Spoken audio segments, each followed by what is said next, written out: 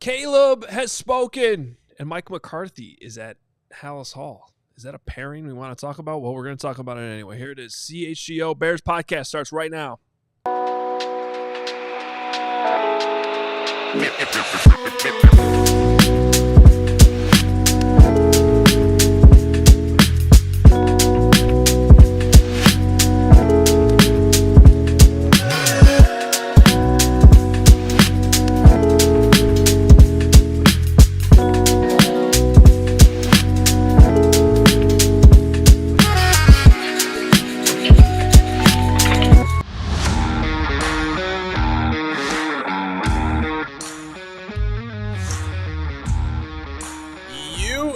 Looking live at the Bears coaching search, and also the sexiest man on the planet who just pointed at you. That's right, there he is, Gregory P. Allen Braggs. The P stands for Big P. That's right, there he is, ready to go. Yeah, give him the gun shoot. Wait, this is your day.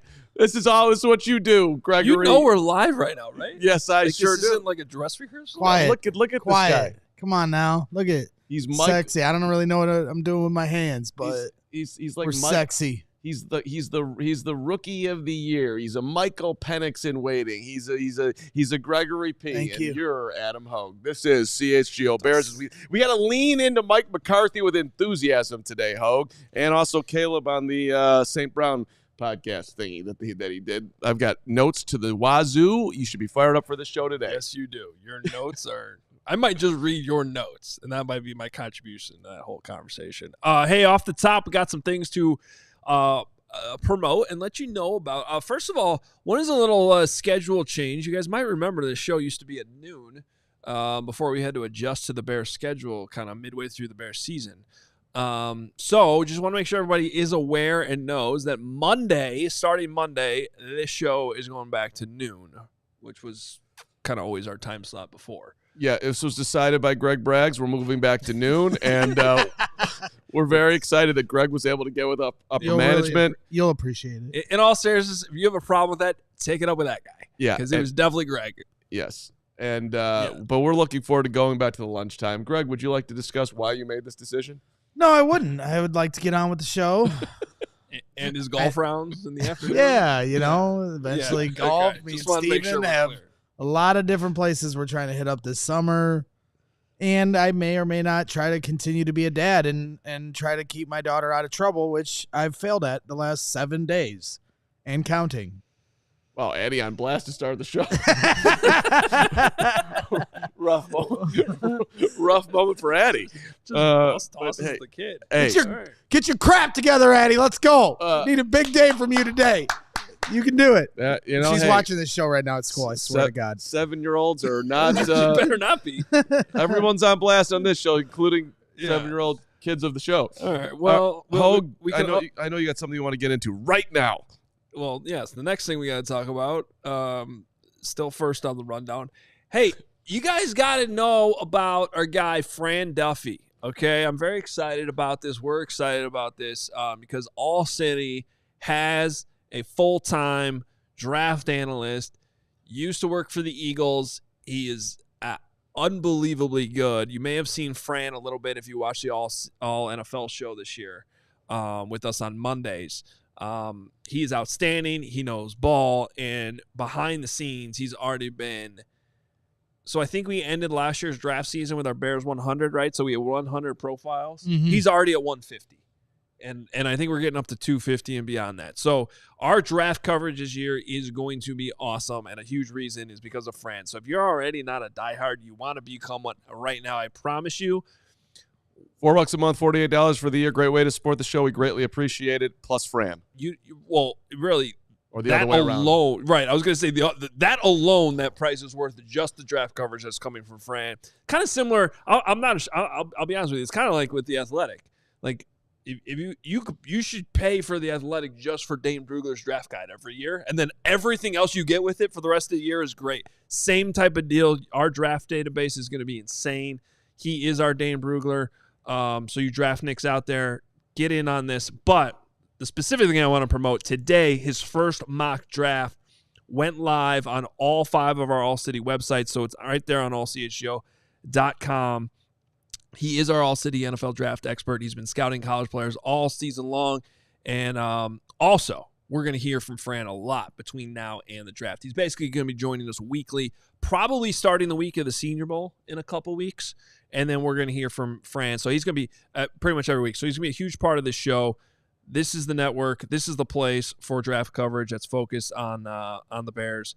And plenty of team-focused video, written coverage coming your way.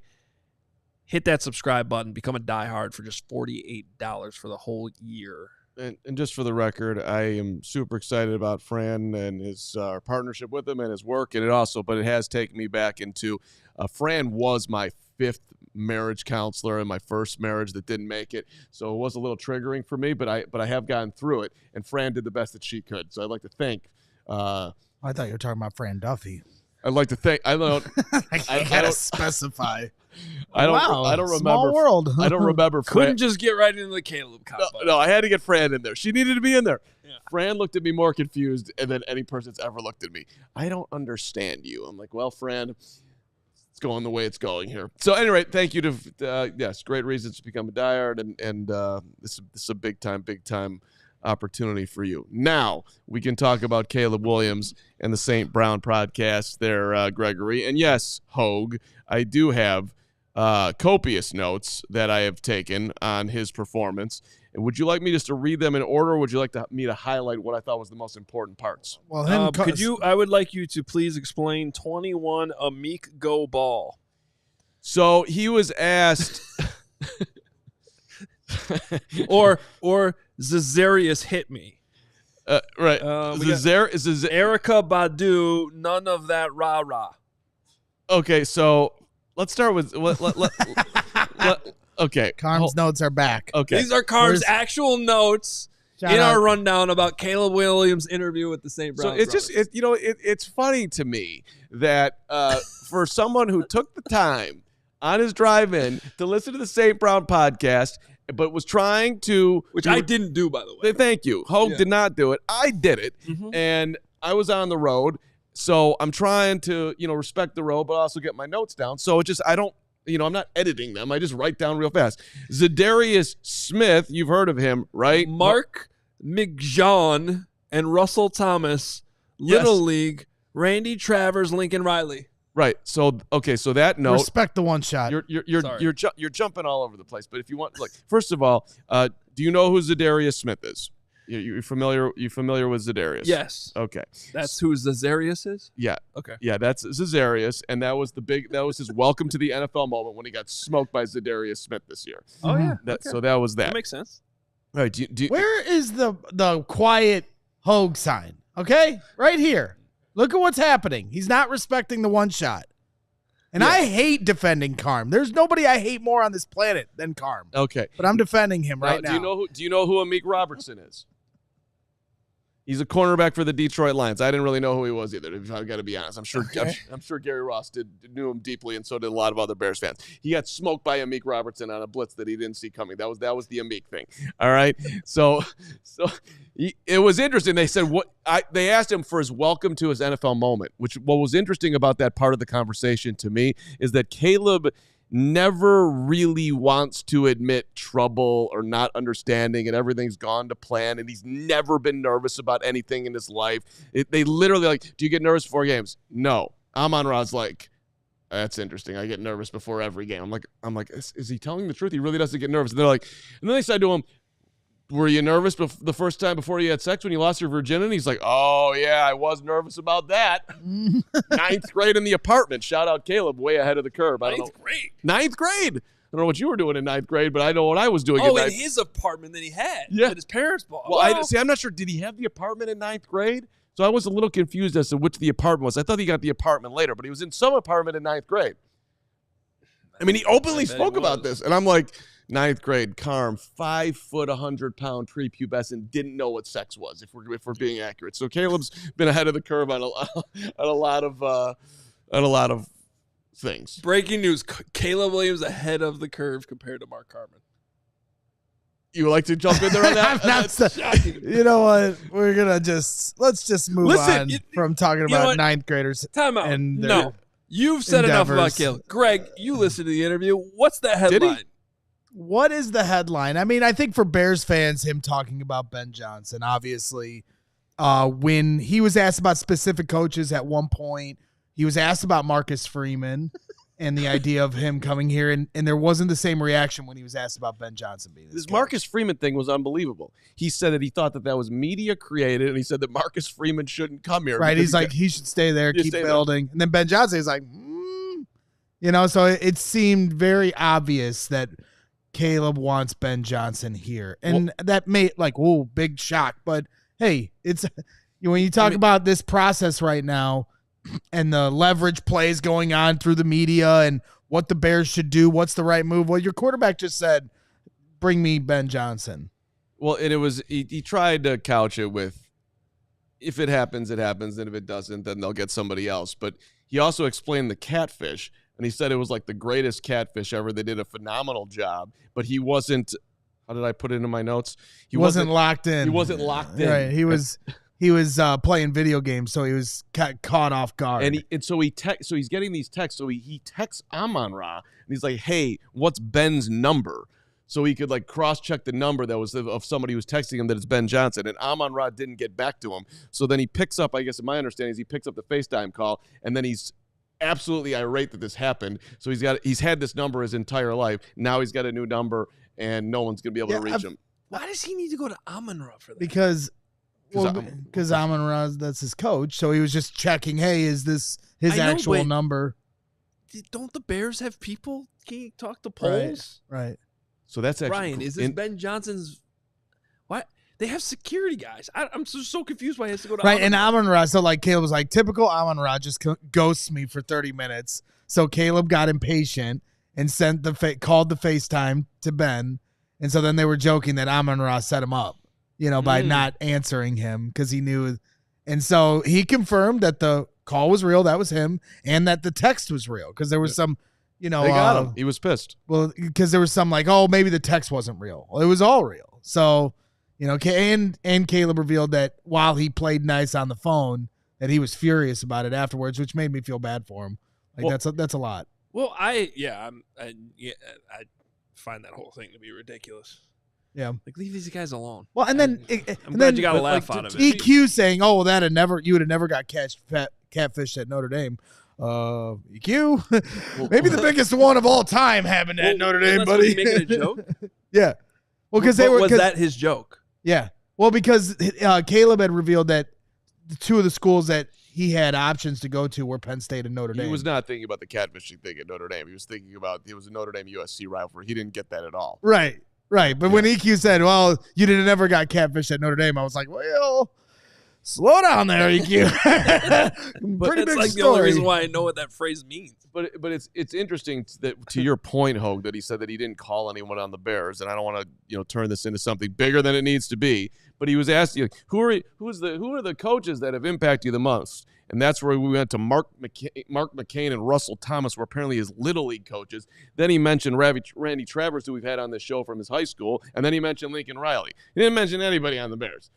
Not Matt Eberflus, not Thomas Brown, not Chris Beatty, no one. And then they asked him, who's the best wide receivers you played with? This was another big point in this whole thing. Who are the best wide receivers you play with? Well, probably Keenan and Jordan Addison.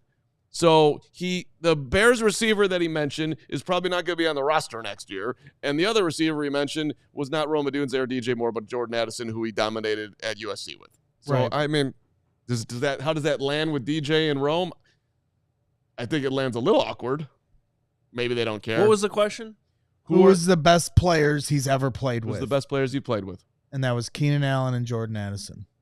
And it makes sense. I mean, Keenan Allen obviously has a Hall of Fame type resume and an experience that's beyond obviously Rome Odunze, but even DJ Moore. I guess I kind of agree with him. Right. No, to be honest, because from that perspective, he probably just looks at Keenan. I feel like we didn't appreciate Keenan enough as not what he did this year, but who that's a Hall of Fame wide receiver. Right. Like, well, we did, and then he just was but dropping a lot of so balls. he's probably just saying, like, yeah, that is one of the. And then go back and watch him throwing to Jordan Addison a couple years ago. Right. It was insane. It was way more impressive than him throwing to DJ Moore and Roma Dunze this year. But, I mean, it's who he played with. I mean, it's not like what he's done in his career.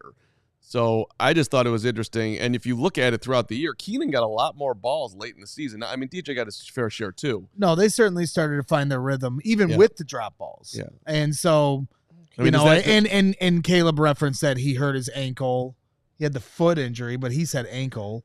And he said, well, if it wasn't for that, he probably would have had a lot more yards and a lot more touchdowns than he had this year with Caleb. So, I think overall all that was interesting. I mean, it's the first long-formed interview. I mean, he talks about a lot of different things, what he likes to do in his personal time. He talked about Hard Knocks, how, it was pretty invasive and that they weren't really able to say how they really felt about things in meeting rooms because the camera on the wall that you experienced, Hoge, when you were in Ryan Poles' office interviewing him this past offseason or at training camp, I should say, they didn't, like, while Hard Knocks was great with them and that it was pretty easygoing, that it was so invasive, like where the hidden cameras were, that they weren't able to be themselves. And so I'll put my hand up and say I was excited for Hard Knocks, but looking back and now hearing those kind of comments, I can see why it was probably a bad idea that was there because they weren't able to be themselves. They weren't able to be honest with each other. And then that took all the way like 3-4 weeks in the season for them to start really having honesty because they probably were hiding those things because they didn't want the cameras to pick it up on Hard Knocks. That was an amazing job of you sneaking that in right before a break. Well, there was a lot there. Your whole life asking for Hard Knocks, and you're just like, actually, I was wrong about that. Well, yeah, I mean, we could spend 45 minutes breaking down everything he talked about. I mean, he said freaking medium. Well, cooking a steak medium is the real way. That was the most offensive thing he said. And for the record, we do have a D block here that we can get to, and or our fourth segment for those who are 6-year-olds, and so maybe we can get back to that, but. First, looking for the perfect way to elevate your day, that would be, you should be looking right at our friends at Verilife Dispensary. They got everything you need from premium cannabis products to expert advice. Whether you're new to cannabis or you're a connoisseur, they've got the knowledgeable bud tenders for you, and they've got 8 locations across Illinois, making it very convenient from wherever you are to get to one of their stores and use our redeem code CHGO25, and you're going to get 25% off on the award-winning lineup of products. They offer a curated line of premium flower strains, infused gummies, crafted to deliver consistent quality, distinctive effects for every preference. Listen, this is the good stuff right here, and all these great products can be found once again at their 8 locations. Go to verilife.com to figure out where you need to go, or you can order online. If you do that and you mention the code CHGO25 in store when you pick it up, you're still going to get 25% off one of the amazing products today. Restrictions apply. Once again, Verilife, VERILife.com. And if you're looking for tickets to pretty much anything, you want to check out Game Time. Game Time has a new feature called Game Time Picks that makes getting tickets for events even easier. Game Time Picks filters out all of the fluff to show you only incredible deals on great seats, so you don't have to waste time searching through thousands of tickets to find the best value. Game Time has everything you want when you're looking for tickets. They've curated deals to make it easier to find the best price on great seats. The Super Deal. They show you seats, the views of your seats before you buy, on-time ticket delivery, low price guarantee, event cancellation protection, even job loss protection. Game Time has it all. So take the guesswork out of buying tickets with Game Time. Download the Game Time app, create an account, use code CHGO for $20 off your first purchase. Terms apply. Again, create an account, redeem code CHGO for $20 off. Download Game Time today. Last-minute tickets, lowest price guaranteed. What time is it? Game time. All right. So, in about 10 minutes, we're going to talk some more Mike McCarthy. Mike McCarthy is at Hallis Hall today, apparently in person. Big guest coming up. Reported by Courtney Cronin and Caitlin Kaler, too, that Kaylin Kaler, not Kate. Jesus. Those are my friends. That's a bad job by me. Okay. That would have been like me calling you Bob. You can call me whatever you want. I will. I do call you plenty of other things all the New Year's resolution, Carm. Don't do it. Back to you, Hoge. The Bears flew him in. Wow. Well, I don't know. I think we're assuming they flew him in, but he flew in private to the Chicago Executive Airport, basically doing everything that I was critical of they didn't do with Mike Vrabel. Mm-hmm. So considering they haven't done this with other candidates, I think we need to take Mike McCarthy very, very serious. Obviously, you guys had a nice conversation yesterday with Jesse Holley. From the Cowboys' perspective on Mike McCarthy, it was really good. I thought it'd be a good idea, and in 10 minutes, we're going to talk to Rob Demovsky, who covered his entire tenure in Green Bay and still covers the Packers. And Rob's a buddy. He does a great job with a lot of different things. But I think a lot of the stuff in Green Bay is relevant to Caleb Williams, so we need to talk about it in that perspective. So Rob will join us in a little bit. But before we get to that, you guys know I've been working on this coaching search a lot. Yeah, can I do this just 1 second? You used to think that Bozo Buckets was sweet, but let me tell you something. Hoge Buckets, which is about to debut in a second here, is way better than Bozo Buckets, and Bozo Buckets was sweet. Back to you, Hoge. So, yeah, it's Hoge's coaching buckets is what we're going on. Yeah, and here. Just for reference, while we talk about notes in Notion, for those of you peel behind the fourth wall here, Carm had 500 notes for that first segment, and Hoge has none, but I promise there will be more information in this segment than we had in the last. I'm sorry. All right. I already told you there wasn't enough time for this, so please, let's get. I'll be quiet. Steven, put the one shot. I'll be quiet. Steven put in so much work to these graphics, all right? Don't do it for me. Do it for Steven, okay? I can't wait to see these graphics because I have no idea how they turned out. I'm excited. But we are starting with my top candidates, one of which is already gone. This is our top candidates bucket. That's a basket, though. Yeah, what? There's buckets and baskets. It's the basket bucket. Okay. The top candidates get a nice basket with a bow. That makes sense. It's the top level. If you make a basket in hoops, it's also called a bucket. So that's a basket bucket. Knock it down. It's not a bucket. Anyway, Ben Johnson. Bad start. Ben Johnson and Brian Flores still available in this basket. Mike Vrabel obviously taken by the Patriots. I don't think we have to spend too much time on this one. We've discussed it, and that's kind of where I'm at on it. Now, this is where things get interesting. This next one, yep. Better be buckets. Well, we got buckets. We got popcorn buckets. So good. These are the respectable backup options, right? So we're kind of categorizing these coaches, and I think this makes sense here. We got Mike McCarthy, Pete Carroll, Ron Rivera. These are coaches that have done it before. If you're trying to keep an option in your back pocket, if the Ben Johnson thing doesn't work out, I think a Pete Carroll's probably going to be available. Ron Rivera too, unless the Cowboys that settle on him. I got to be honest with you though. I spent my morning, I woke up early writing up Mike McCarthy for ALLCHGO.com. Go check it out. Take a sip of your coffee right now, you people, for this moment in McCarthy Hoge time. Go ahead. Respect the one shot. Shut up. And I was very tempted to put McCarthy in my top candidates bucket. And I might still do it. I took a deep breath. I'm going to sleep on it. I'm going to take a couple days off here, actually, spend some time with my wife. And we're going to resurface out of the weekend with but when you really look at Mike McCarthy and the boxes he checks, I'm a little confused that so many people are so anti-Mike McCarthy. Mm-hmm. And I'm going to save some of this for a Rob Demovsky conversation coming up, but a lot of it has to do specifically with what he did with Aaron Rodgers early in his career. I think what we talk about with Rodgers is he's just this Hall of Fame quarterback, and that's what he always was. And if you actually read up on Rodgers and why he slipped in that first round and some of the reasons for that, specifically when it comes to mechanics and where he was holding the football, Mike McCarthy was a big reason why they fixed that stuff. So we can get into it a little bit more, and we will, but well, the best thing that I thought Jesse Holley said yesterday, sorry to jump on you for a second there, but he's like, the Bears players are going to like this guy. Yeah. That was... Players love him. Micah Parsons is pissed right now in Dallas. Right. He's going to give them structure. Yeah.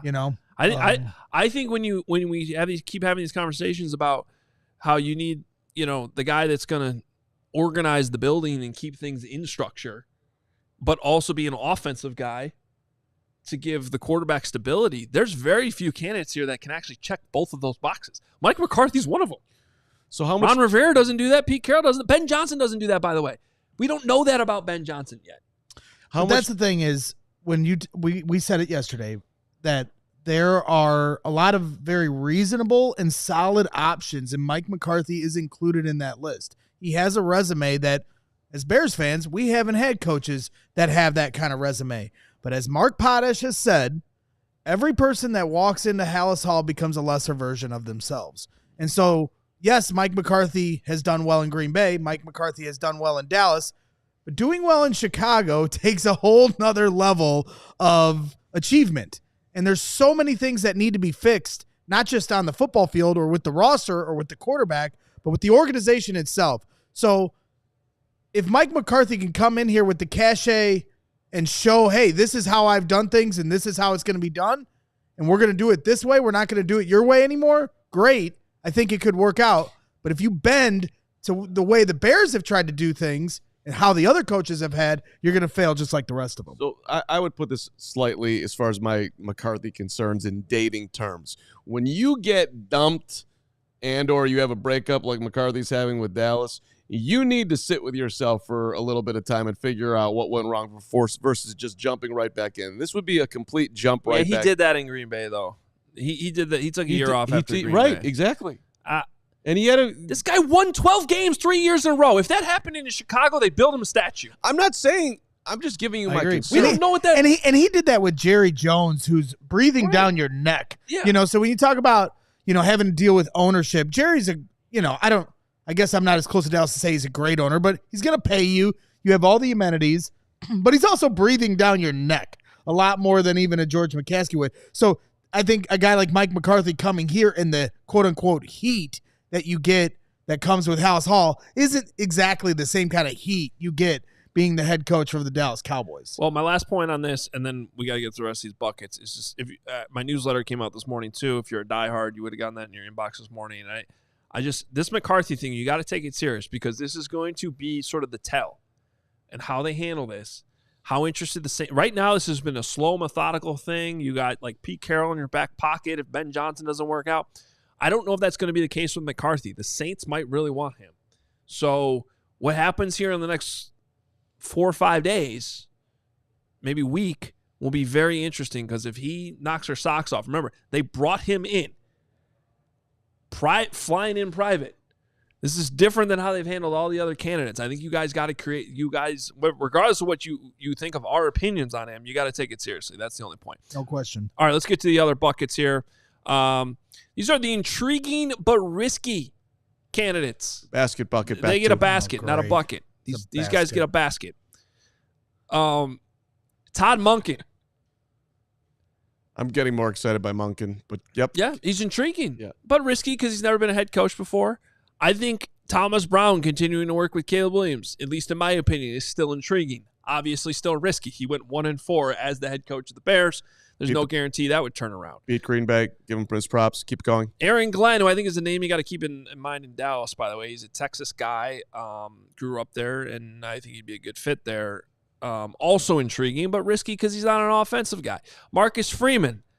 I find him intriguing for a million different reasons, but he has no experience in the NFL, and that would be a huge risk. But I do love him the way he, has led that program and seemingly has it together. Same thing with David Shaw. I've always liked David Shaw, and he's learned under Harbaugh, and he brings you a lot of the same things as Harbaugh, but also risky because barely, it's been a while since he's coached in the NFL, and he's just a personnel guy. Just for the record, the gambling market, as we like to digest all the buckets. Ben Johnson is the favorite by the as far as if you're placing your money, followed by McCarthy, Kingsbury, Glenn, Flores, Carroll, Monken, and Freeman at plus 1,600. Johnson being the favorite at plus 175. Well, and Johnson being the favorite, the number moved yesterday from minus 125 to minus 250. How many more buckets we got? We got no thanks and not quite ready left. So we'll go no thanks. We got this is my no thanks bucket. Ooh, this is a good one. Oh, This is a good I'm one. so happy Matt Campbell made the no thanks. Yeah. One of the worst press conferences that I've ever seen in my press conference reviews. It Yeah. was so bad. Arthur Smith interviewing with the Bears today, by the way, too. he's in that rusty, nasty bucket right now. We can spend more time talking about Cliff Kingsbury in a little bit. And then finally, not quite ready. I think these are guys that will be head coaches. But as I kind of run them through the model and you talk about inexperience, Is that a chest? It's a dumpster where I'm going to put you one day. wow. Dumpster's aggressive. Joe Hey- Brady, Mike Kafka, Anthony Weaver, for those listening to the podcast. Those are your Hoge coaching buckets. I think Absolutely. a round of applause. I mean, just a great like job a- by Steven, great job by Hoge. All right, well, we got to They get to were Rob Domofsky baskets. coming up here. First, quick timeout to tell you about some of our fine sponsors. Save on the new car for you and stick to your New Year's goals by shopping Ray's Resolution, going on all month long at Ray Chevrolet in Fox Lake. Head in today to shop their huge selection of new Chevy models with special New Year's prices. Right now, take 10 to 20% off MSRP on select new Chevy models, or shop over 125 of their vehicles priced under $20,000. As one of the top-selling Chevy dealers in the Midwest, you'll always be able to shop one of Chicagoland's largest Chevy inventories. Visit our partner this January at their location on Route 12 in Fox Lake or at raychevrolet.com. You can shop great prices on new Chevys with Ray's Resolution going on all month long by visiting them. Ray Chevrolet in Fox Lake. They've been serving the community since 1963. Together, let's drive. And again, that's 10 to 20% off MSRP on select new Chevy models. 125 vehicles priced under $20,000 as well.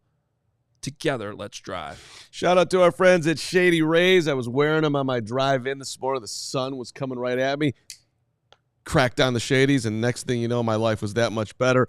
By the way, if I had lost my Shady Rays this morning and didn't know where they were for my drive home, if they went missing, took an unexpected hit, Bragg sat at them because he was mad at me, I'd get another one because every pair is backed by lost or broken replacements. If you don't love your shades, by the way, if you buy Shady Rays, you can exchange them for a new pair, and you can return them, by the way. You're not going to do this, but hey, if you don't like them, they'll take them back within 30 days. No risk when you shop. Crystal clear optics, durable frames. They look cool. Just you find out for yourself. Go to our friends and get it done at shadyrays.com. And exclusive for you, Shady Rays giving out the best deal of the season. Go to shadyrays.com. Use the code CHGO, 35% off the polarized sunglasses. Try for yourself the shades rated 5 stars by over 300,000 people. Shout out to our friends at Shady Rays. Shout out to our guy, Rob Domofsky. Why don't you bring in your buddy here, Hoge? Look at him. Our guy, Rob Domofsky, joining us here on the CHGO Bears podcast. Saw Rob at Lambeau a couple weeks ago. If you're wondering why I was so optimistic on the Eagles taking care of business last week, it was because, my conversation with Rob. He didn't seem too confident about the Packers in the playoffs. So, and you were right, Rob, as you always are. Well, I don't know about always, but thanks for having me, guys. Yeah, so yesterday we kind of covered the Dallas Cowboys years of Mike McCarthy, and it runs so much deeper than that. So I'm thinking we got to talk more about Green Bay, and there's so much time to cover.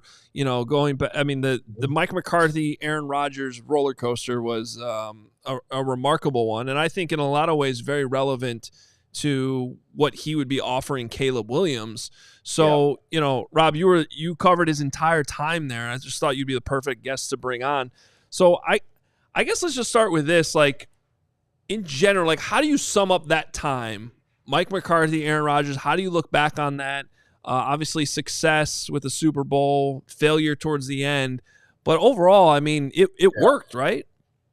Yeah, there were almost like 2 or 3 segments of Mike McCarthy's time with the Packers, because you got to remember, Adam, the first 2 years were Brett Favre, right? 2006, 2007. So if I can start there real quick, in 2005, Brett Favre threw 29 interceptions, and they were 4-12, and Mike Sherman got fired. They brought in Mike McCarthy to get Brett Favre back to being, Brett Favre again. And the next year, They went 8-8. He cut his interceptions, I think, down from like 29 to 13. And then the next year, 2007, they go 13-3. Probably should have been in the Super Bowl. Lose to the Giants in overtime in a freezing cold NFC Championship game at Lambeau, where Favre's last pass was an interception. All the while, he had 2 years of working with Rodgers off to the side.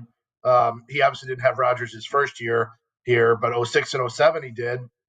And, Rodgers went out and played a game and filled in for Favre, and Favre got hurt in a game in Dallas late November of 07, and Rodgers nearly rallied him to a win. And I know McCarthy and then general manager Ted Thompson walked out of Dallas that night thinking Rodgers is ready. So, and I say this because, his work with quarterbacks is probably what his bread and butter is. Now, the only difference, or one difference between what they did then versus what they can do now, is just time with the quarterback in the offseason. I mean, McCarthy has this, he calls it his quarterback school. I've sat in his office and he's pulled up videos of Joe Montana going through offseason workouts in his quarterback school, when he was with Kansas City way back under Marty Schottenheimer. But the problem, Adam, is they can't start that in February like they used to in the old days because of the limited offseason workouts. So, McCarthy's still a really good quarterbacks coach. And I think he deserves a lot of credit for getting Aaron Rodgers rolling, but it's not, he can't quite have the impact that he used to simply because there's no time for it. But that's just one little tiny segment of the McCarthy era, and it went pretty well until it didn't, if that makes sense. Well, but I'm glad we're starting there because I feel like looking back on that whole time, we sort of now look at Aaron Rodgers as just like this Hall of Fame quarterback. Like, oh, he was always destined to be that guy. Maybe he was, but it's always interesting to me talking about Mike McCarthy and that he was actually in San Francisco as the offensive coordinator when the 49ers passed on Rodgers, who was the hometown kid, in favor of Alex Smith. And one of those reasons was Mike McCarthy, and he wasn't the only one concerned about this, but they were worried about his mechanics, his release point, and how high he held the football. If you go back and watch him at Cal, he used to hold the ball up near his helmet. It looks so weird now to think about. And they never felt like he was going to be able to change that. But that was one of the first things Mike McCarthy did with Tom Clements, who, by the way, just retired yesterday. But he brought Tom Clements in, and they fixed that relatively quickly, right, Rob? Yeah, he's really good with mechanics. He's really detailed. I mean, and whatever you think of Dak Prescott, Dak had one of his best years in 2023 when McCarthy took over the play calling. So, that was so weird, Adam, the Jeff Tedford Cal coaches, they all held the ball way up here. And, those guys that came before Rodgers didn't really do well in the NFL. And there was sort of a concern about Jeff Tedford and Cal quarterbacks. But, there's a lot of revisionist history about the, San Francisco picking Alex Smith and all that. But McCarthy was so far down the food chain on that decision making.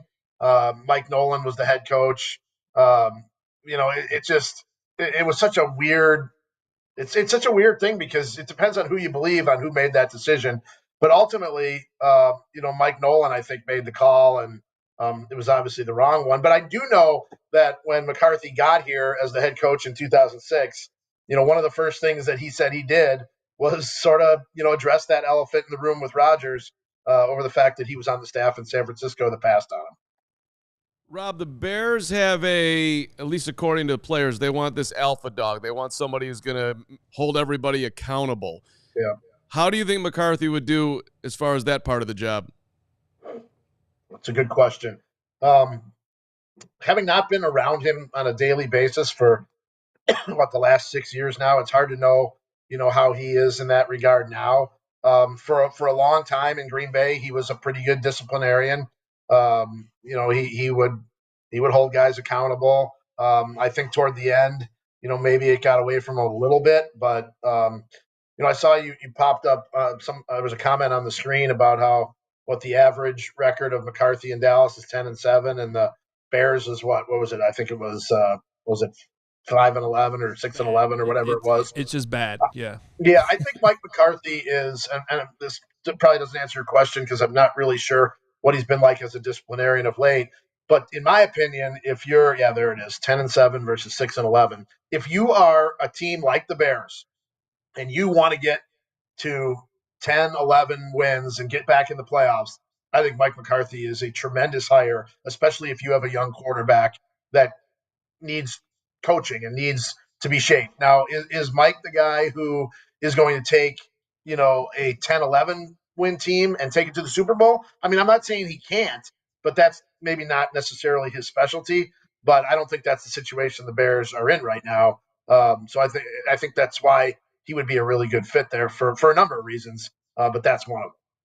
Well, I got to say, you're really starting to have me turn the corner, and I think a lot of fans that are kind of trying to keep an open mind to this, obviously we all have our blinders or tunnel vision to Ben Johnson. He's the darling of this coaching class, right? But this is really interesting stuff. So if you're saying, all right, quarterback development, check, roster, holding team players accountable, culture, check. I guess the third question for me is, within the organization, how he is dealing with a front office and an organization like the Bears, where he's been used to the Green Bay Packers and the Dallas Cowboys, who have had a little bit more, consistency with making the playoffs and being successful. Right. Whereas here in Chicago, it's a mess. No, it's a good question. And I mean, one of the things that I think Mike is really strong at is creating a culture. Now, that's a big cliched word, but Mike's a planner. He's organized, things like that. The interesting thing is, you say, and you make a good point, like organizations like Green Bay and Dallas, but those organizations are so differently set up that I think, I do think that he's adaptable to being able to work in a different setup. Like, I mean, think about Green Bay, there's no owner, right? Mike McCarthy basically had to answer for everything in the organization. And the general manager for most of his time, Ted Thompson, never liked to be out front. And for better or worse, like Mike had to stand up there during all the Brett Favre stuff, and whether, Favre wanted to come back, they didn't want him back, and he had to answer all the questions. And I remember Mike telling me at one point during that year that he was out of coaching, saying, my next opportunity, I would like it to be where, I'm not the only voice of the organization. And well, he went to Dallas, and maybe that was the extreme, right? That's the complete other end of the spectrum, to where he had Jerry. And I bring up the differences just because, he's been able to work, under different types of structures. And I think, I think he's done pretty well. I think if I were hiring Mike McCarthy or interviewing Mike McCarthy as a coach, the only thing that I might, want to know is, how does he plan on evolving his offense? Like, what's the next step for the Mike McCarthy version of the West Coast offense? Because, it did seem like toward the end in Green Bay, it didn't necessarily evolve and maybe didn't stay ahead of the curve. And I'm not sure if that's what happened in Dallas or not, but that would be my question for Mike is, you've been doing this a long time. I assume you're not just going to take the folder from the Packers game in 2021 and change the date to 2025, and there's your game plan, right? Like, I would like to know from Mike's standpoint, just, where he sees the next evolution of his offense. Yeah, I think that's a fair question. And I heard that on the Cowboys side of it too. It's just, it seemed like that West Coast offense got a little stale towards the end. But maybe every time you change a job, that's kind of a thing you're forced to do, is to kind of revitalize it. So I guess my next question for you is more towards the end and what went wrong, because to ask you a really layered question, why weren't the Packers able to win more than one championship with those two together, which I'm sure you've talked about endlessly over the years, but and then, like, who was really more to blame? Mike McCarthy, Aaron Rodgers? It just didn't end the same way it started. Right. It's a fair question, Adam. We could probably take 24 hours and still not run out of things to talk about in that regard.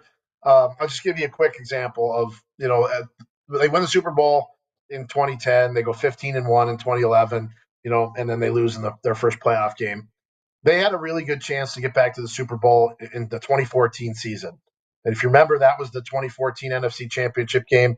against Seattle, where they had where they up like 16-7 with like 4 minutes to go, and Morgan Burnett picks off a pass, and Julius Peppers tells him to just get down, and he does. And so the next series, the Packers go 3-and-out in that series. They had a rule going into that game, according to multiple sources, and I've written this on ESPN.com, so it's out there, but I think it's worth repeating because I think it speaks to whose fault it is. The first play of that drive, they had a rule going into that game, the whole game, that wherever, I think it was Michael Bennett, wherever Michael Bennett's lined up, the quarterback makes an automatic check to go run the other way.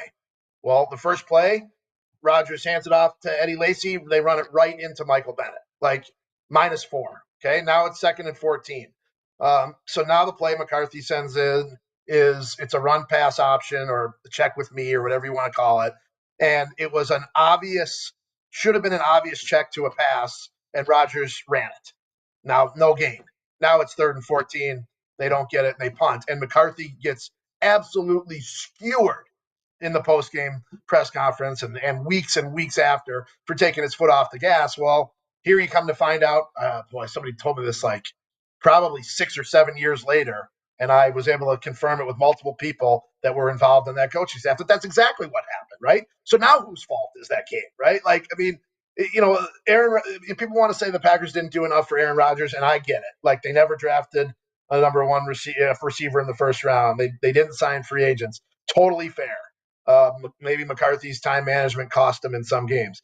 But there's also plenty of instances in which Aaron Rodgers cost them games. And I bring that up as an example just to illustrate, like, the head coach quarterback dynamic is so much more complex than anybody realizes, and I think when you're together as a coach quarterback for that long, it's hard to keep it fresh. And I did say this after well, first of all, let's go back to the year that Mike got fired. I think they started 3-1 or 3-2. They had a shutout of Buffalo in like week 4 or 5. It was like 22-0. Mike had just hired Mike Pettin as his new defensive coordinator. The story of that postgame was going to be the Packers' first shutout with this new defense. And instead, Rodgers goes up to the podium in his postgame press conference and said, keep in mind, they won 22-0. He goes, we were an embarrassment on offense. We should have had 60 points and 600 yards. The game plan was terrible. And I walked out of the press conference and I looked at Pete Doherty from the Green Bay Press-Gazette, and I said, man, he's trying to get the coach fired. And, I mean, that's exactly what happened. Now, fast forward to his time under Matt LaFleur and Rodgers. There was a game in London, 2022 season. Rodgers didn't like how they traveled to London. He thought they should have gone earlier. After they lose the game, didn't like what LaFleur had said to the team about don't let one loss turn into 2. He thought, why would you even bring that up? And I remember talking to him as he's walking out of to the buses. Me and Matt Schneidman from The Athletic were talking to Rodgers, trying to clarify, what were you talking about, things said in the locker room? And after that, I looked at Schneidman and I said, man, it took Rodgers 8 years to get sick of McCarthy, and he's already sick of LaFleur after 3.5. So this isn't to bash Aaron Rodgers. It's just to illustrate that sometimes what coaches get blamed for is not necessarily always what it appears to be.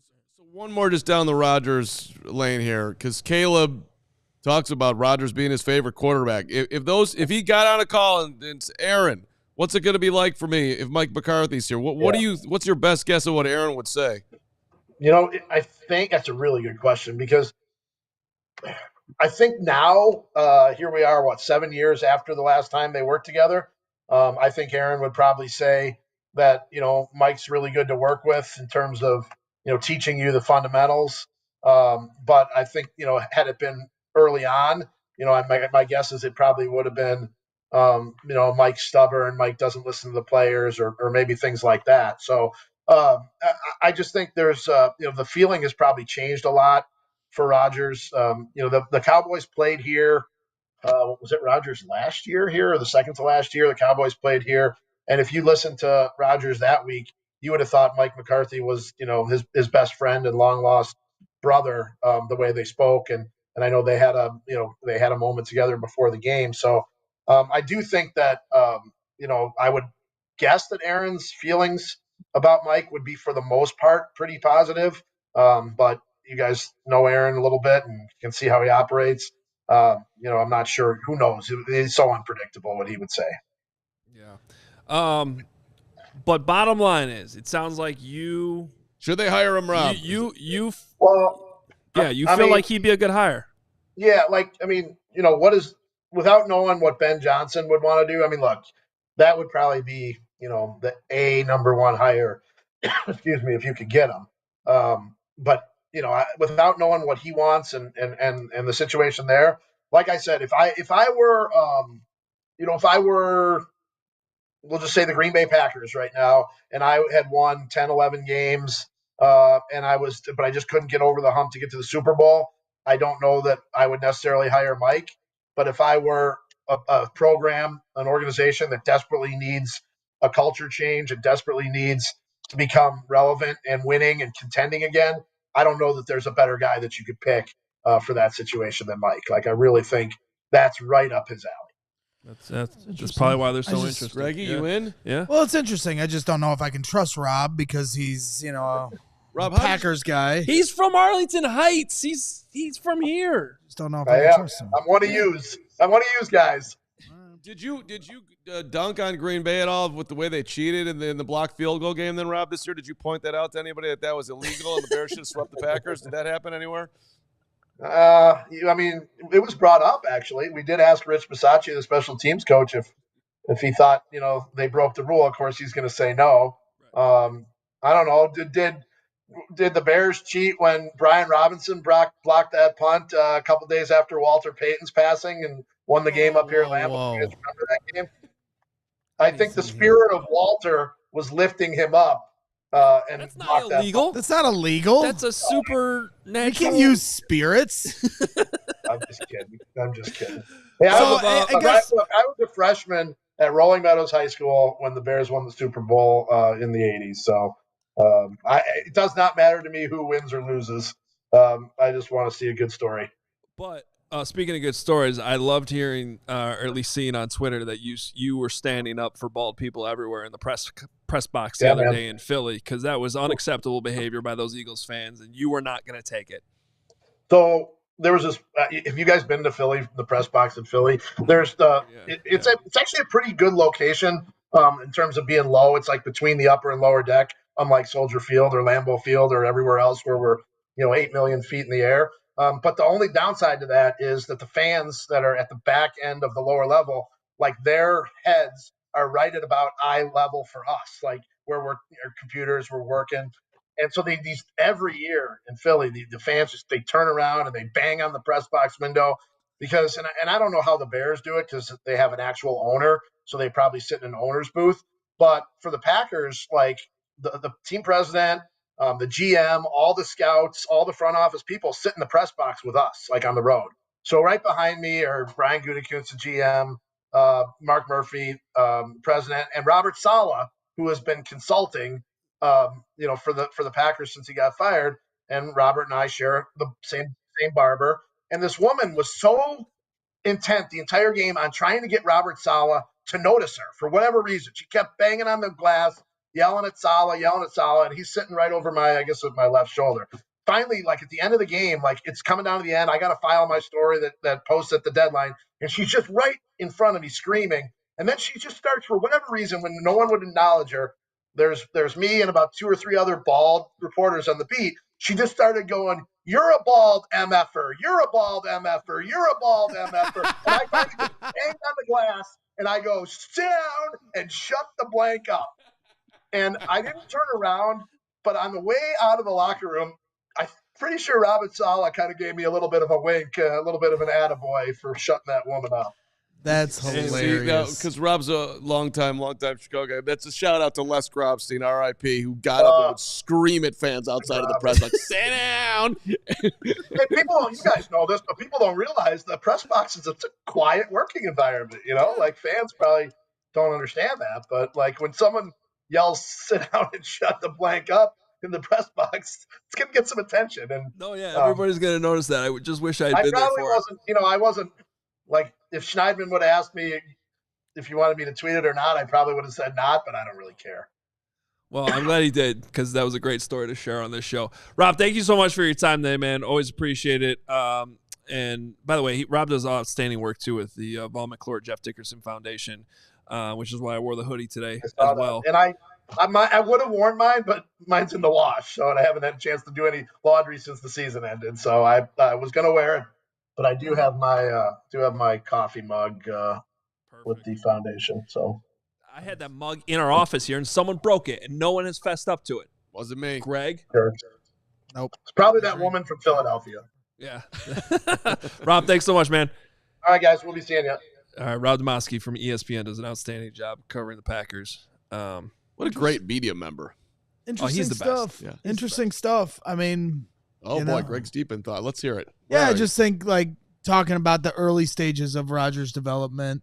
He hasn't really had to do that in so long. Working with Rodgers and at the back end of his career, and then Dak Prescott. I like who's that. already a veteran. But you don't forget Ball. You know what I mean? But that's what I'm yeah. saying. Like it seems to me like his best years were those early stages where Rodgers and him are feeding off of each other before Rodgers becomes this huge superstar that creates all this media controversy. Like if you remember back to those days, like it seemed like they were in their wheelhouse together. And if Mike McCarthy can tap into that with Caleb Williams, then you've got something here. I mean, we all, again, I know everybody like freaks out in the chat, but like we all want Ben Johnson. I think we've all said that. I don't know if anybody's changed their stance on that, but you have to look at the other options if Ben Johnson were to not come here. Can I ask you this question? Well, both of you guys, but you don't have to ask Carl. I've been thinking about it a lot because Rob's not the only one that has brought that up, both in some private conversations I've had and in public conversations about this idea that like Mike McCarthy might not be the guy that gets you all the way to the top, but he sure as hell is going to fix a lot of things going wrong at Hallis Hall right now and bring a level of respectability back and win a lot of football games. Okay, but that's why I asked Rob this. Yeah. I think he can fix the locker room culture, and I think he can help Caleb a ton. Well, but I don't know if the bigger issues with the organization in Hallis Hall, if his veteranship, I still worry about that. Right, he's not going to fix ownership. That's a fair point. But if he fixes those two things you did say he could do, it's a big step forward. They're going to win a lot of games. So I guess my question is, if I could tell you that if they hire Mike McCarthy, you are guaranteed to make the playoffs the next 4 out of 5 years, but I have no idea if they're going to win a Super Bowl or how close they'll actually come to that. Right. Versus the boom or bust options with Ben Johnson are everywhere from Super Bowl, like Sean McVay in LA, quickly turned things around. Well, it took a while, but they got there. That's like best case scenario. But the worst case scenario is Ben Johnson never commands the locker room, not able to replicate the success he had in Detroit, and we're doing another coaching search in 2 or 3 years. But then I guess which scenario do you want? Right, but then I guess the counter for a lot of Bears fans are going to say, well, then what about when they hired John Fox? How's that any different? Could you explain if there are differences that come off the top of your head? Well, and I saw that in some of the comments. Well, one of them is John Fox didn't get to the playoffs. Now, the roster was in a little bit of a different spot. They didn't have a quarterback. I also think it's different. John Fox had like 1 or 2 flashing seasons that he really lived on. Whereas I think Mike McCarthy's sustained success is a little bit more established. He also has that ring that John Fox didn't have, at least as a head coach. I think John Fox won one as an assistant. And John Fox was not an offensive guy. Mike McCarthy, as I think we established in that interview with Rob, he has a track record of working really well with quarterbacks. And if the one instance where it fell apart involves Aaron Rodgers and all the drama that he just brought up, I just think you're getting if we're going to say that both John Fox and Mike McCarthy can raise the floor, Mike McCarthy's floor raising, I feel like, is way higher than what John Fox did. I don't even think it's the same stratosphere. I think you do also have to have a slight John Fox history lesson as to how well he had done before here and how sideways it went here. I mean, I forgot. I was just looking back at it. John Fox, in his 4 years prior, he had gone 8-8, 13-3, 13-3, 12-4 in Denver, and had gone to the Super Bowl in 2013. Yeah. I mean, he was like, it was like bizarre that on some level the Broncos were moving on. It felt greedy. Of course, they went on to win Super Bowl 50 after that and all these things. But he comes here 6-10, 3-13, 5-11. Now they were both. The comparison to me and like everyone's making is that when Fox got here he was 60. McCarthy's going to be 62 next year. Well, it's going to be his third job. Well, and Fox was a defensive coach, right? And how old is Jim Harbaugh? He's got Jim Harbaugh. You don't have to look it up. I'll tell you. Well, let me just do it in my head. 91. He was, let's call it. Hurry it up. 54?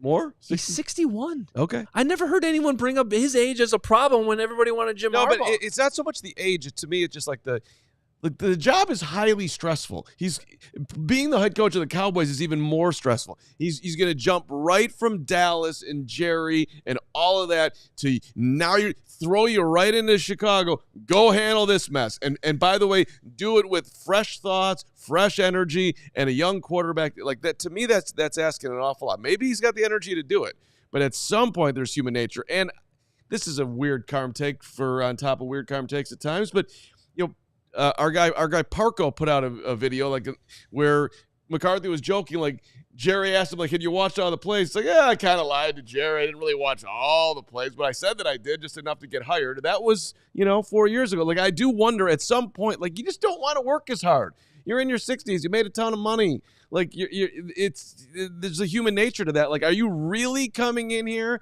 to put forth the effort that's going to take to uplift the Bears organization? Because this is not a light lift. Well, that's a fair point, but I also think it's one of the differences, and I don't know this for sure, but I don't sense that's the case right now with McCarthy. Maybe I'm wrong about that. That was obviously the case, in my opinion, with John Fox. And I covered John Fox every single day the entire time he was here. And I thought very early on, I was like, this guy is just taking his last job. He's half the time he's talking about his boat in Marco Island, and he can't wait to be there permanently and will not really care when he gets fired. Right. That's how I felt. Well, and he came into a team with Jay Cutler, who also did not give a crap at that point in his Bears tenure and couldn't wait to get out of here.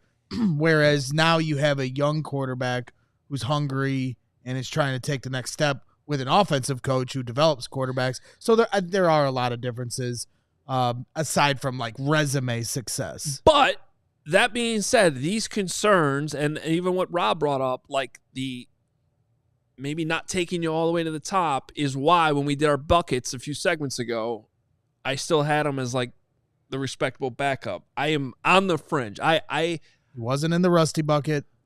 He wasn't in the basket with the ball. He wasn't in the dumpster. The dumpster, man, that was aggressive. Yeah, and I'm seeing in the chat. Well, what about because I've been championing Pete Carroll. Pete Carroll's had a year off.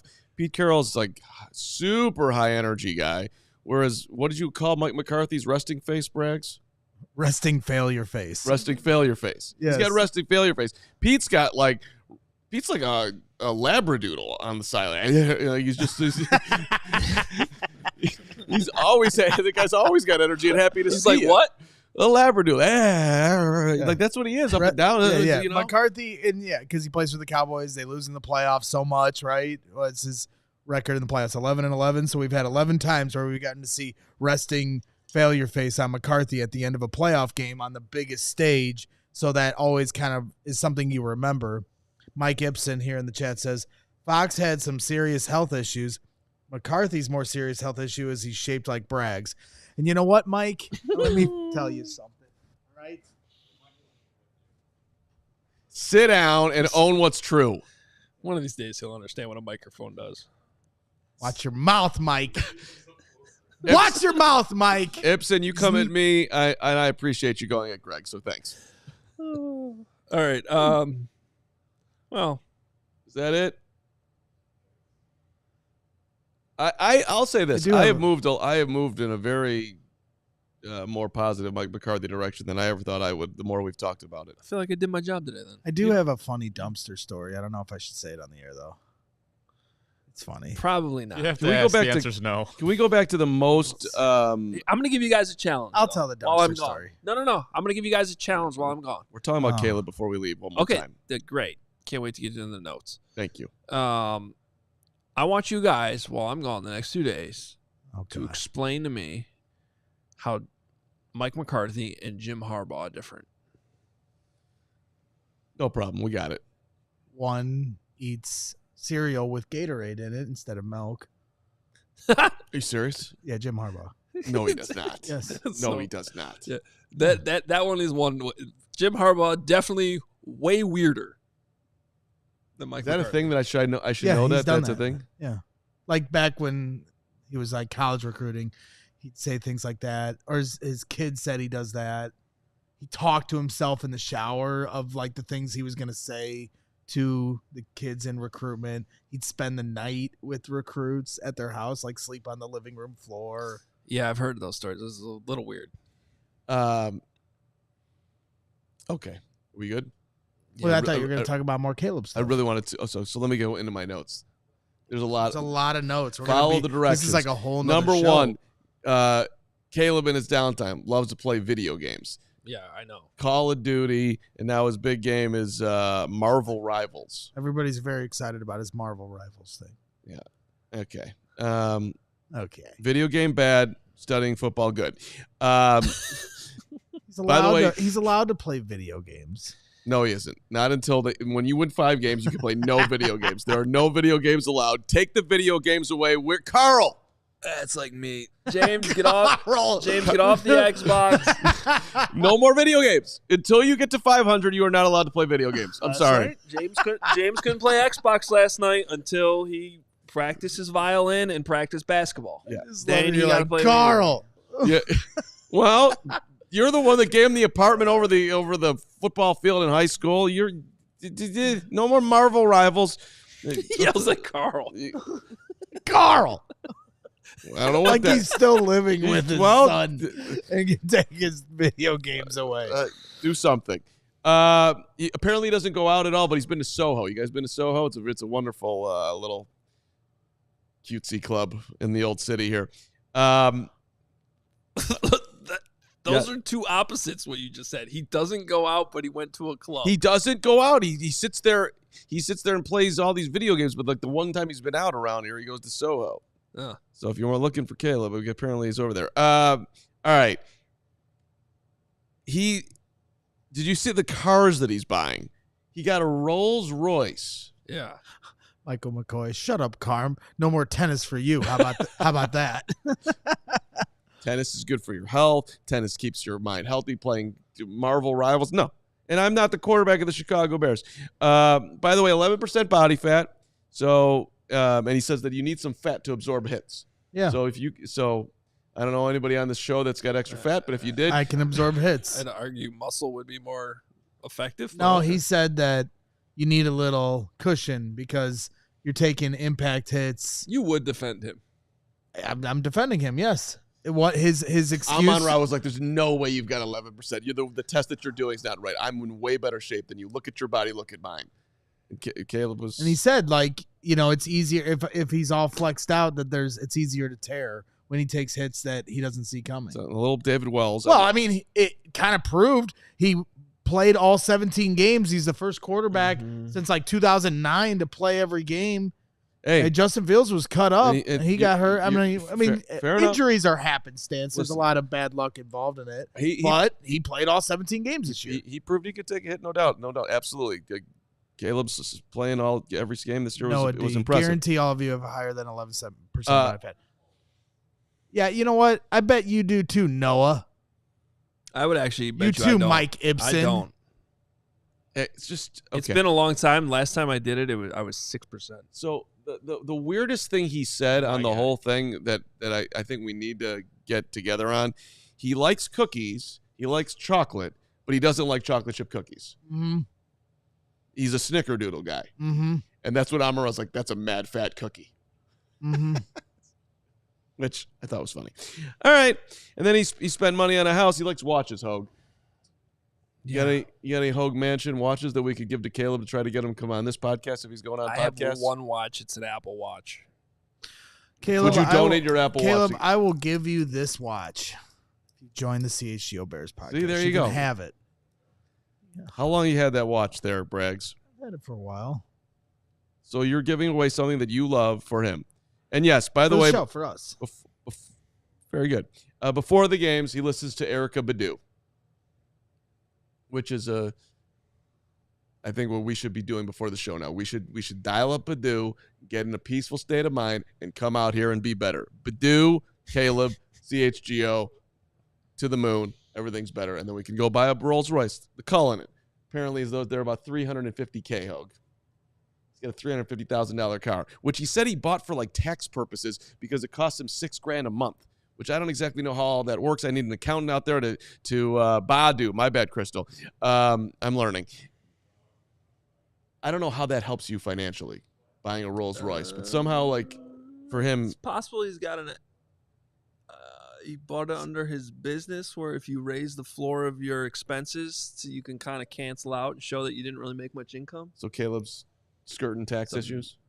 It's not skirting; it's business. Caleb's bending the rules to his benefit, which I mean, He has an LLC, right?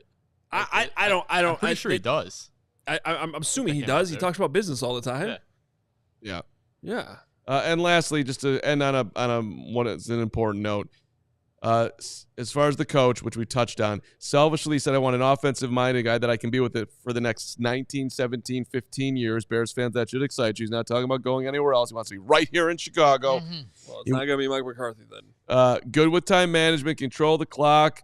A coaching overlord is what he was talking about. And his only goal, the only goal that Caleb has, is to win a championship and or championships. That's it. So, okay, I liked that. Some good notes. Excellent notes. Carb's notes. Didn't his Shout out. screensaver on his phone say that was not his only goal, and he had a bunch of other goals? Remember that? Maybe Yeah, he wanted to win 8 Super Bowls. Yeah, there's other stuff on there too, though. Oh, I don't remember. Yeah, I don't. I don't remember. he also used the words, I was cooked after his 9th grade in his apartment experience. You had to bring it back.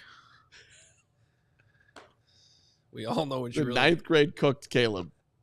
Getting it done. Living the dream. Good for Whereas him, man. I was in Carm story time. I was in gym sophomore year. Boy, Boogie says Caleb also said that CHGO was his favorite podcast. There it is. Yeah, Uh, I believe it. yeah, he said that 10 times. I didn't hear it, but I'm sure he said it. If he's at the Radio Row at Super Bowl, he's gonna have a really tough time avoiding me. Oh, you are going to get him. He's gonna have a real tough time. All right, so the Like, show, by the way, ninja moves. next Monday, the show is moving back to noon. Yep. So remember that. Put it down. We're going back to your lunchtime hour. Let's go try to find out where they're having dinner with Mike McCarthy tonight. Like right now, let's start going around trying to sneak in on this dinner. Let's ignore Greg said that. I think it's a great Did you idea. guys see Express Lanes today? I did. I wrote in on him. See, I missed them. It's one of the great disappointments of my life today. You were that distracted that you just missed the express lanes? What were you thinking No. They were closed by the time I got there. I got stuck on a call, left a little bit later than I wanted, and by the time I got there, I had a total screaming at nothing moment because I was so mad the express lane. So they're back open this week. This is how my son is my mini me, which you guys know. Mhm. This is my son. This is going to sound like the most Adam Hoge kid thing ever. This morning, he walks into the bedroom, wakes me up with, he had already been watching the WGN Morning News. So he wakes up watching the WGN Morning News, first of all. Comes in and he goes, Daddy, I got good news. The express lanes are open again. That's so good. I'm like, oh, man, I Elite must be James. so miserable. I just come home and complain about traffic every single day. So since you brought that up, I was in Panera this morning. Yeah. Shout out Panera. And I'm listening to this guy on the call, and he's saying, hey there, Billy. It's Jim from KU. We're here for the fundraising thing. Apparently, you might have forgotten about our meeting. But I'll still sit here for the next 20 minutes. And if you can't make it then hey, call me back, and we can have this meeting tomorrow. And he hangs up. And I hear this whole call. I'm like, And I just turned and look at him like, what you really wanted to say was, hey, Billy, you piece of – you should have just unloaded on him. By the way, how nice you were makes me want to donate to Kansas, even though you guys are a bunch of cheaters and go Cats. But at any rate, the guy really appreciated that I gave him if I was Carm, what I would have liked to have said to the person that stood him up at Panera. So everybody out there is going meetings in the sales world. You have the toughest jobs out there. Sales is you get rejected all the time. And when people don't show up, I give you permission to yell at them for not being there. By the way, shout out to the Lawrence, Kansas Police Department for dunking on the Bears. I don't know if you guys saw that. This has become a new internet thing where they just make fun of the Bears for how many coaches they've interviewed. Who was the other one? Omaha Storm Chasers. Yeah, the Omaha Storm Chasers. They said that we interviewed their head coach or their manager. These random. Yeah, there it is. Bears requested a head coach interview with Chasers manager Mike Giselle. Shut up, Omaha. But then there was one, which I'm sure we don't have ready, but the Lawrence, Kansas Police Department did one. They said that the Bears interviewed for the police chief, or wanted to interview their police chief. Braggs, why don't you do something about this? You're the king of all internet. All right, Blackhawks is coming up. 2 super chats. Crystal, you're the best. $20. We love you. Hey, guys, sorry to be late with the light bill money, Braggs. I was out handling business because I've decided that I'm staying in Chicago. Crystal's staying, damn it. Okay, Braggs, are you happy to have a super today? Love you guys. Bear down. We got to work on our supers. Crystal can't be carrying this on her own. Thank you, Crystal. We always appreciate it. We used to get Sorry supers. about Greg.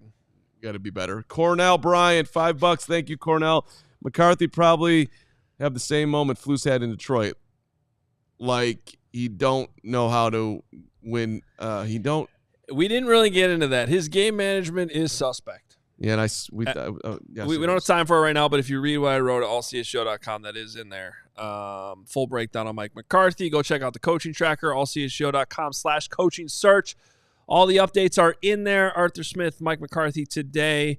I'm off the rest of the week. Enjoy these 2 knuckleheads. I think you guys are going to do a phenomenal job. Got a big-time guest coming in tomorrow that I can't name right now, but it will be big. Breaking news, a Missouri man arrested for breaking into a Taco Bell and drinking a full gallon of vegetable oil. Stop tagging me in this breaking news. It was not me. Keep tagging him. That's it. Tomorrow's show, 1 o'clock. Noon, starting next week. We'll see you later. See you tomorrow at 1 for the second to last time at 1. Enjoy that steak, Mike McCarthy. We all silly like the mayor.